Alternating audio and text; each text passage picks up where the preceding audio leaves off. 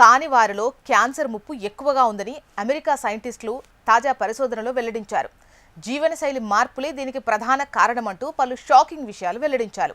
అమెరికాలోని university of మయామికి చెందిన పరిశోధకులు తాజాగా పలు షాకింగ్ విషయాలు వెల్లడించారు. సింగిల్స్గా ఉన్నవారు లేదా వివాహం కాని వారిలో వివాహ బంధంలో ఉన్నవారితో కంపేర్ చేస్తే క్యాన్సర్ వచ్చే ఛాన్సెస్ ఎక్కువగా ఉన్నాయని ఒక అధ్యయనంలో తేలిందట. 2015 నుంచి 2022 మధ్యకాలంలో అమెరికాలోని 12 రాష్ట్రాల్లో నమోదైన సుమారు 40 లక్షల క్యాన్సర్ కేసులను విశ్లేషించిన తర్వాత సైంటిస్టులు ఈ విషయాలను వెలుగులోకి తీసుకొచ్చారు. పెళ్లి చేసుకొని పురుషుల్లో వివాహం చేసుకున్న పురుషులతో కంపేర్ చేస్తే క్యాన్సర్ వచ్చే ఛాన్సెస్ 68% ఎక్కువట. అలాగే పెళ్లిగాని మహిళల్లో అయితే ఈ ముప్పు 85% కన్నా ఎక్కువ ఉందట. అయితే ఇక్కడ పెళ్లి చేసుకోవడం వల్ల శరీరంలో ఏదో అద్భుతం జరిగి క్యాన్సర్ రాకుండా ఆగుతుందని అర్థం కాదు. దీని వెనుక అనేక సామాజిక జీవనశైలి కారణాలున్నాయని నిపుణులు చెబుతున్నారు.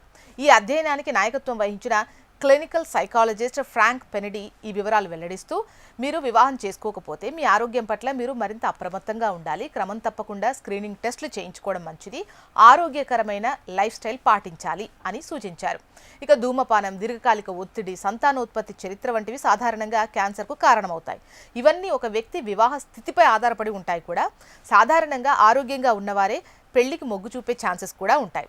ఇక పరిశోధకులు ఈ విషయానికి సంబంధించి మరిన్ని వివరాలు వెల్లడిస్తూ, హ్యూమన్ ప్యాపిలోమా వైరస్ వల్ల వచ్చేటువంటి క్యాన్సర్ల విషయంలో ఈ వ్యత్యాసం మరీ ఎక్కువ ఉందట. ఇక పెళ్లి కాని పురుషుల్లో యానల్ క్యాన్సర్ వచ్చేటువంటి అవకాశం వివాహితుల కంటే 5 రెట్లు ఎక్కువంట. అలాగే పెళ్లి కాని మహిళల్లో అయితే సర్వికల్ క్యాన్సర్ వచ్చేటువంటి ముప్పు 3 రెట్లు ఎక్కువ ఉందట. ఇక భాగస్వామి ఉండటం వల్ల ఆరోగ్య సమస్యలను ముందుగానే గుర్తించే ఛాన్సెస్ ఉంటుంది.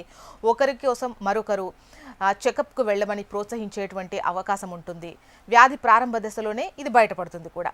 సో రొమ్ము క్యాన్సర్, ప్రోస్టేట్ క్యాన్సర్ వంటి వాటికి సరైన స్క్రీనింగ్ పరీక్షలు అందుబాటులో ఉండటంతో వీటి విషయంలో పెళ్లైన వారికి కాని వారికి మధ్య వ్యత్యాసం తక్కువగా ఉంది.